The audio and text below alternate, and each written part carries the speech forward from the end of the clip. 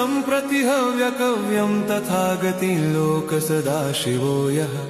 आराधितो यश्च ददाति सर्वा नमामि दानप्रियमिष्टदेवं नमामि सोमेश्वरं स्वतन्त्रम् उमापतिं तं विजयं नमामि नमामि विघ्नेश्वरनन्दिनाथं पुत्रप्रियं तैशिरसा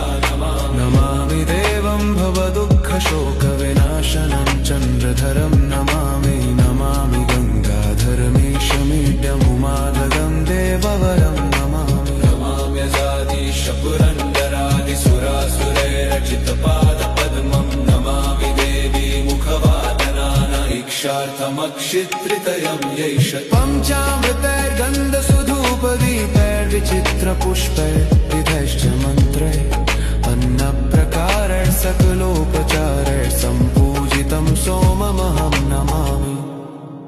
नमामि